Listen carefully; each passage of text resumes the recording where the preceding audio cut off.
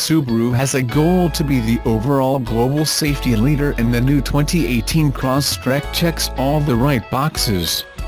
The new 2018 Subaru Crosstrek XV in global markets received the Grand Prix at the Wheel Award as the safest car in Russia. For the 23rd time, Grand Prix readers and editors of the magazine chose the best cars in different categories, and Subaru XV wins the special nomination Contribution to Security. Based on the test results of the magazine, the EyeSight driver assistance system installed on the all-new Crosstrek is recognized as one of the smartest and most useful auto inhibition systems, and in this price segment, it is recognized as the best according to Grand Prix. The all-new 2018 Subaru Crosstrek, equipped with EyeSight driver assist system, features force brake systems, making it the top safety technology. It comes with pre-collision braking, pre-collision throttle management, lane keep assist and sway warning, and adaptive cruise control. Other automakers have safety systems. Honda has sensing technology, while Nissan has ProPilot, just to name a few. What sets Subaru's EyeSight apart is in the Japanese automaker's approach to achieving the capability of preventing auto accidents. EyeSight acts like a second set of eyes, using two cameras that flank the rear-view mirrors, giving the system its vision ahead, detecting any potential dangers. This location also keeps the camera eyes free from debris like ice and snow. Think of it like having a driving instructor along with you, not being intrusive, but there for you if your attention is taken away from the road or if you are distracted while driving. The system will not hesitate to step in if it's really necessary to prevent a crash or, at the very least, reduce the actual impact. In any price range, Subaru's EyeSight could be the best. Subaru's goal of being the automotive safety leader is being achieved globally. In the category of Best Compact Crossover, the new 2018 Subaru Crosstrek also took home second place among 7 nominees in the Grand Prix nominations.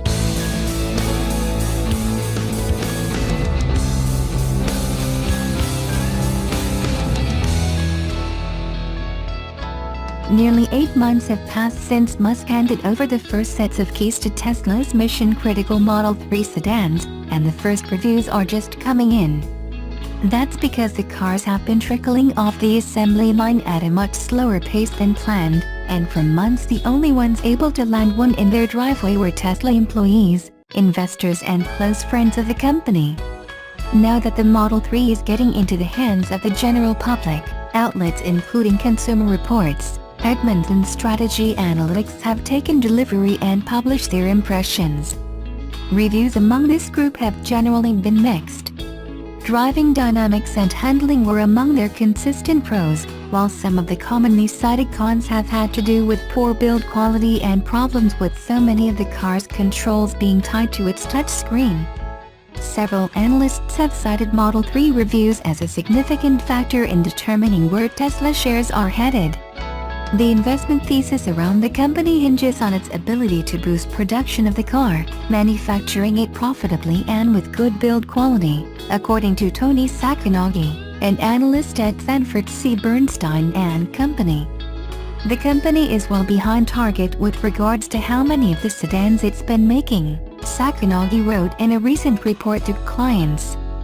He called profitability and build quality important wildcards and said that failure on those two fronts could be meaningfully detrimental to the company's fortunes. Here's a roundup of some of the first Model 3 reviewers' impressions. Consumer Reports gave the Model 3 a fairly positive first drive review. While the publication's last Model S had some issues with the fit of trim pieces, the magazine said that the Model 3's interior felt solid and that it hadn't yet noticed any squeaks, rattles or misalignments. Jake Fisher, director of auto testing at Consumer Reports, said in a phone interview, "It's honestly more like driving a Porsche Boxster than a typical luxury sedan. It's really fun and engaging to drive. The experience for rear passengers isn't as great." Fisher said that the Model 3's back seats sink close to the ground and are uncomfortable. He said, "You are sitting so low that your knees are high up in the air and you don't have any thigh support." The Model 3's 15-inch center screen has an impressive level of capability and functionality, the magazine said, but it's packed with menus and drivers are forced to use it in ways that don't always make sense, such as to adjust the car's adaptive cruise control speed. Edmunds had a similar take on the touchscreen, praising its clean and futuristic looks, while lamenting that its ease of use isn't as stellar. The car shopping researcher said the Model 3 was dramatically quicker and more engaging to drive than other popular EVs, such as the BMW i3 and the Chevrolet Bolt. It was harsher on how well the sedan was built, calling its body panel gaps inconsistent and criticizing the cracked vanity mirror and broken driver's seat shell in the car it took home. More worrisome, Edmunds has alerted Tesla's service center about problems it's had getting an appointment, and said new parts have been slow to come in. Dan Edmunds, director of vehicle testing, said in a phone interview, "The fact that Tesla would ship a car that doesn't have everything all worked out is a bit off-putting to me. It feels like the service centers are still staffing up to meet demand, and the service system isn't totally synchronized." Market researcher Strategy Analytics published a review focused on user experience and found that the Model 3's touchscreen is exceptionally difficult to use while driving and posited that it may have been designed for a self-driving future which has yet to arrive. Chris Schreiner, director of the user experience practice, said in an interview, "The Model 3 drove pretty well. It handled very well. Autopilot worked well on it. I didn't really have any issues with performance. But the positioning of the screen is a suboptimal experience for the driver.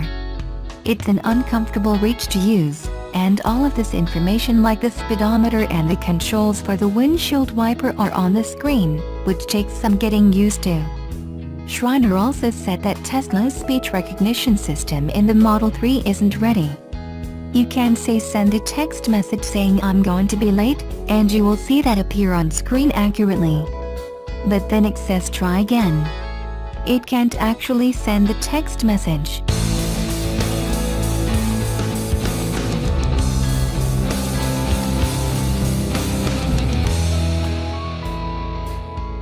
The Nissan Leaf has been thoroughly refreshed for the 2018 model year and buyers are responding quite positively to the updated model. The range isn't great, but it's an otherwise excellent little EV. The new look, tech, and electric drivetrain of the 2018 Leaf have driven its sales to impressive numbers, especially in Japan and Europe. According to electric car enthusiast site Insidevs, only about 900 new Leafs were sold in the US in February, but Nissan sold over 3,700 of them in Japan and even more, 3,766 in Europe. That puts it in the top 5 best-selling Nissans in Europe, which is pretty impressive considering EVs made up a minuscule market share worldwide not that long ago. 6.5% of all Nissans sold in Europe in February were Leafs. According to Car Sales Base, it's worth noting that Nissan Leaf sales have been consistently declining in the US every year since 2014. It peaked at 30,200 sales in 2014 and dropped down to 11,230 units sold in 2017. Granted, the sales especially slowed in late 2017 with buyers holding out for the new model after it was announced. Could the new model be popular enough to reverse the trend in Leaf sales in the States? Regardless, it's fair to say the new Leaf is a hit on a global scale.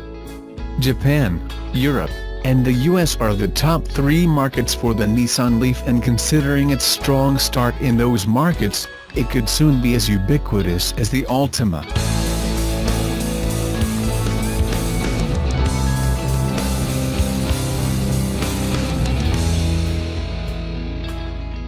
Subaru has released a teaser image for its all-new Forester ahead of the covers being pulled off at this month's New York Motor Show. The Mazda CX-5 rival is expected to go on sale before the end of the year.